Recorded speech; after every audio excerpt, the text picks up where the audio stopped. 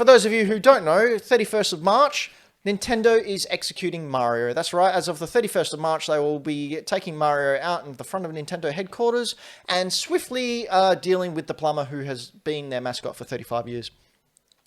Of course, I'm joking.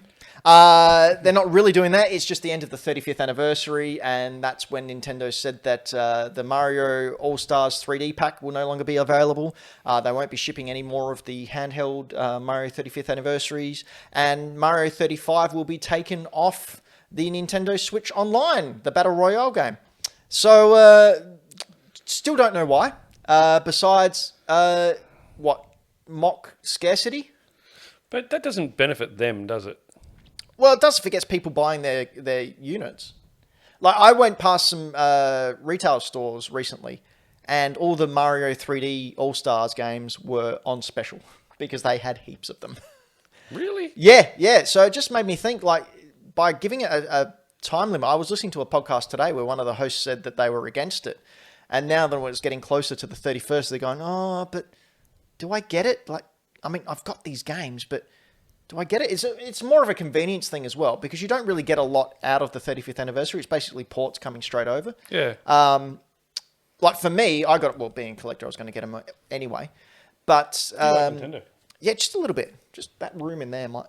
Yeah, so it's, I think, more of a convenience thing. You have all these 3 games at your beck and call wherever you go.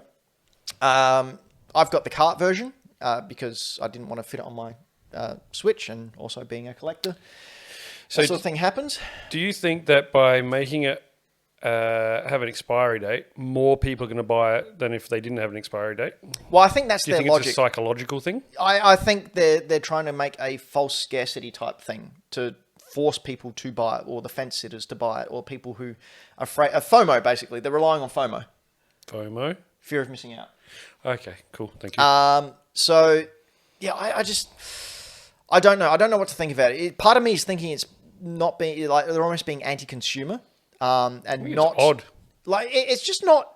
It's not Nintendo. Like, lately they've done a lot of things where you've gone, Nintendo, stop. Like, you've got enough money. Just stop it. Like, I thought Mario was an odd choice to do something like that with, because I think it's Mario. Like, people are going to buy it anyway. Like, why do you need to do that? Yeah, I mean, there's never really been a hideous Mario game. I mean, there's been, we went through it last show. We went through 10 of them last game, actually. Okay.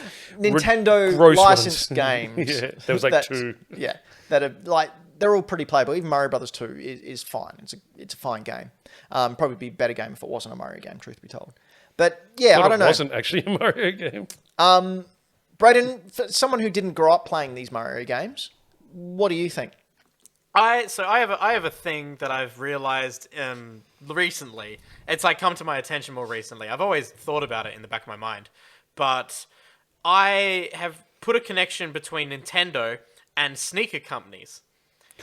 More than anything, I want to go to Nike and be like, "Hey, listen, I want to buy this pair of Jordans from you, Nike, the brand who made them. I want to give you my money and purchase a product.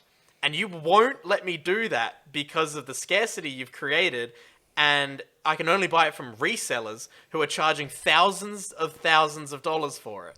So I have a couple of friends who are in the sneaker thing. I had no idea how volatile this was until you mentioned that, and I went and asked. Yeah, it is insane. And not to mention all the controversies about people like secretly buying off the company itself through backdoor entry and everything like that to create scarcity so that then resellers have money for it. It's ridiculous. But I had the connection where I went, hang on a second, Nintendo are doing the same thing. Yeah. Because if I wanted to go and play Pokemon right now, I would have to find a Game Boy and find a Game Boy cart, of which none of that money goes to Nintendo. No. And I understand Nintendo make a lot of money, so they don't really care. But they could make more money. And that confuses the frick out of me. Well, I mean, you can play the original Gold, Silver, Red, Blue, and Crystal. They put a ROM on the DS for $15 Australian, I think. Yeah. And you can play it.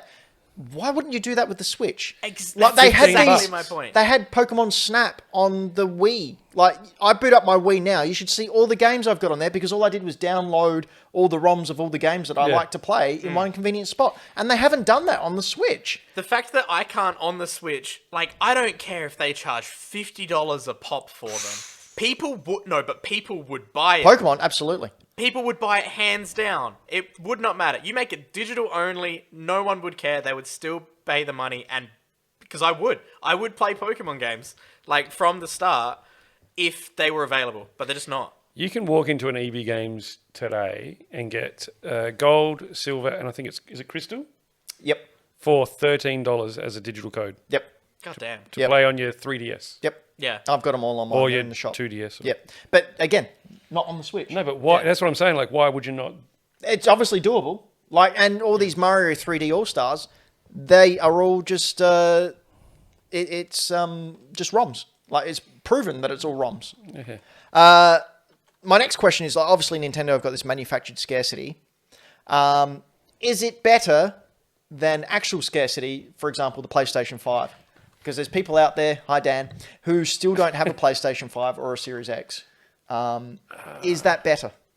I think it's not better. I think because the actual scarcity is not due to anyone being underhanded. It's just they're just manufacturing the crap out of them. I mean, there are underhanded people buying up. Okay, but it's not in the consoles. company. It's not the company that's making them scarce. Yeah, okay, fair enough. The company trying to make as many as they can because they want money. Well, I place the blame purely on Amiibo. That's what my final bloody comment is. Amibos.